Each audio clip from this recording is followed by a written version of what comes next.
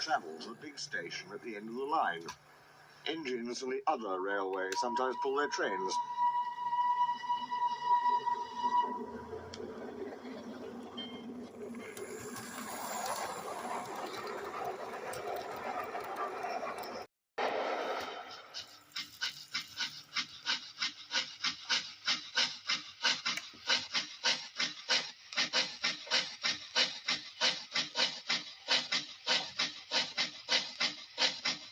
These engines stay the night and go home next day.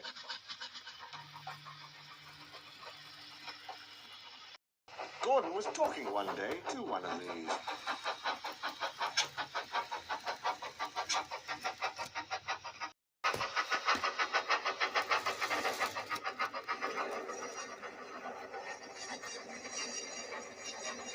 When I was young and green, he said, I remember going to London.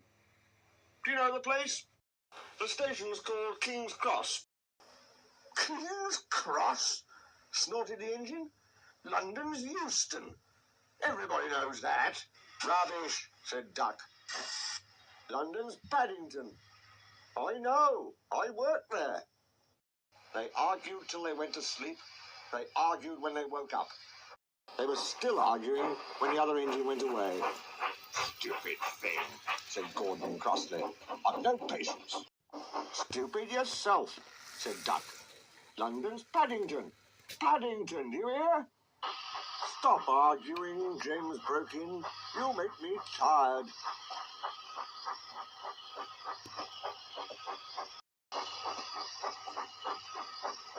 You're both agreed about something anyway. What's that? London's not Euston, laughed James. Now shut up. Gordon rolled away, still grumbling.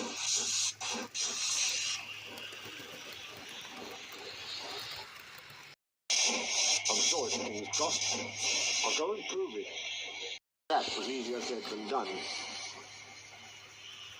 London lay beyond the big station at the other end of the line. Gordon had to stop there. Another engine then took his train. If I didn't stop, he thought, I could go to London. One day he ran right through the station. Another time he tried to start before the fireman could uncouple the coaches. He tried all sorts of tricks, but it was no good. His driver checked him every time. Oh dear, he thought sadly, I'll never get there. One day he pulled the express to the station as usual. His fireman uncoupled the coaches, and he ran onto his siding to wait till it was time to go home.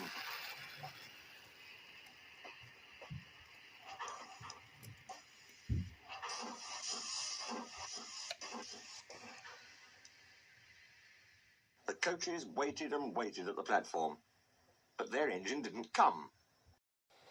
A porter ran across and spoke to Gordon's driver. The inspector's on the platform. He wants to see you. The driver climbed down from the cab and walked over to the station. He came back in a few minutes looking excited. Hello, said the fireman. What's happened? The engine for the express turned over when it was coming out the yard.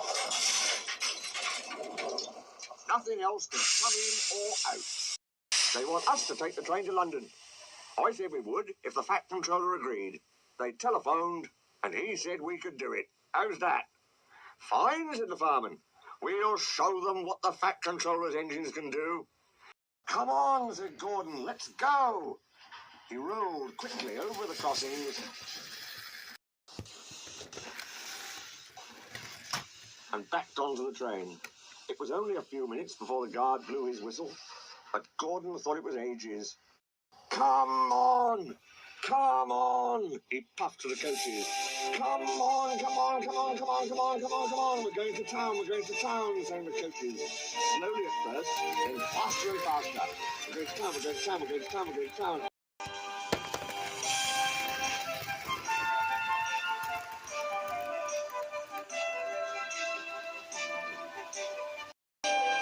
Gordon found that London was a long way away. Never mind, he said. I like a good long run to stretch my wheels.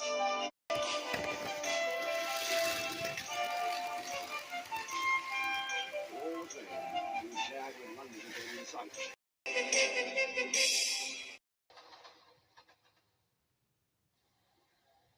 The fat controller came into his office next morning. He looked at the letters on his desk. One had a London postmark. "I wonder how Gordon is getting on," he said. The station master knocked and came in. He looked excited. "Excuse me, sir. Have you seen the news?" "Not yet. Why?" "Oh, just look at this, sir." The fat controller took the newspaper. "Good gracious me," he said. "There's Gordon. Headlines, too. Famous engine at London station. Police called to control crowds."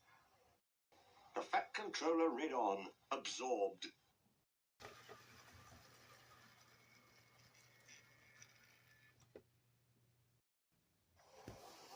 Gordon returned next day. The fat controller spoke to his driver and fireman. "I see you had a good welcome in London." "We certainly did, sir. We signed autographs till our arms ached. And Gordon had his photograph taken from so many directions at once that he didn't know which way to look." "Good," smiled the fat controller. "I expect he enjoyed himself. Didn't you, Gordon?" "No, sir, I didn't." "Why ever not?" "London's all wrong," answered Gordon sadly. "They've changed it. It isn't King's Cross any more. It's St. Pancras."